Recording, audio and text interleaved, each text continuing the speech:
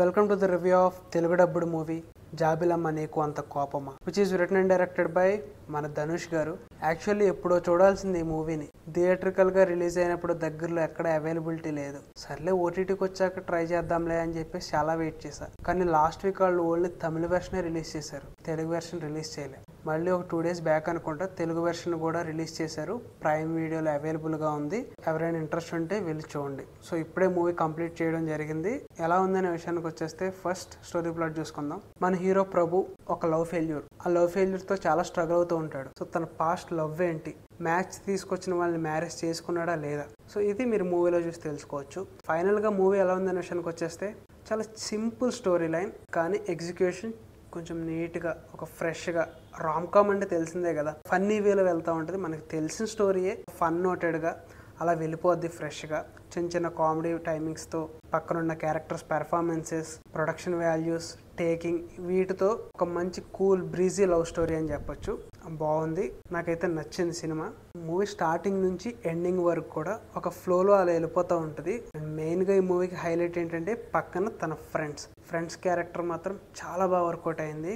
And అలాగే casting కూడా అందరూ ఫ్రెష్ ఫేసెస్ అవ్వడం, అంటే 1-2 ఫేస్లో మనకు ఐడియా ఉంటుంది, బట్ అయినా సరే కొత్తగా వాళ్ళ క్యారెక్టర్ డిజైనింగ్ అంతా కొత్తగా అనిపించింది. మీరు మంచిగా ఫ్రెండ్స్తో ఫ్యామిలీతో చూడదగ్గ సినిమా.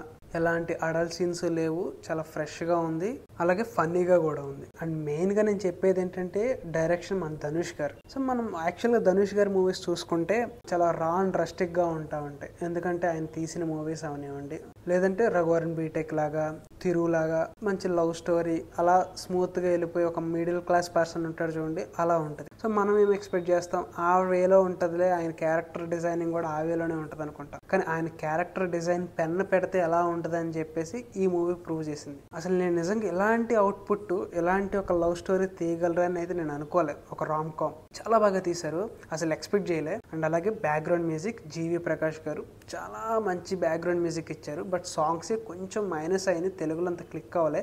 ఎటు వచ్చా గోల్డెన్ స్పారో సాంగ్ తప్పనిచ్చి. అండ్ ప్రొడక్షన్ వాల్యూస్ ఎలాగో ధనుష్ గారి ప్రొడక్షన్ వాల్యూసే కాబట్టి నీట్గా బాగుంది. మంచి బడ్జెట్ పెట్టారు, మంచి కలర్ గ్రేడింగ్ బాగుంది, మంచి ఆ మూడ్లోకి తీసుకెళ్ళద్ది కలర్ గ్రేడింగ్. సినిమాటోగ్రఫీ బాగుంది, డైరెక్షన్ బాగుంది. అన్ని విధాలుగా ఒక మంచి లవ్ స్టోరీ, ఒక మంచి బ్రీజీగా ఉండే లవ్ స్టోరీని చూడాలనుకుంటే ఈ మూవీ మీరు ట్రై చేయొచ్చు. అలా అని చెప్పేసి ఓ తోపు అసలు దీన్ని మించింది లేదని నేను చెప్పను. బాగుంది, డీసెంట్ వన్. అలా మూవీ స్టార్ట్ చేస్తే ఎండింగ్ అలా వెళ్ళిపోద్ది. జస్ట్ 2 hours 10 minutes ఎంతో డ్యూరేషన్ అంతే. సో ప్రైమ్ వీడియోలో స్ట్రీమ్ అవుతుంది, ఎవరు మిస్ అవ్వకండి. సో ఇది ఈ జాబిలమ్మ నీకు అంత కోపం మూవీ రివ్యూ అయితే. Meet in the next video. Bye.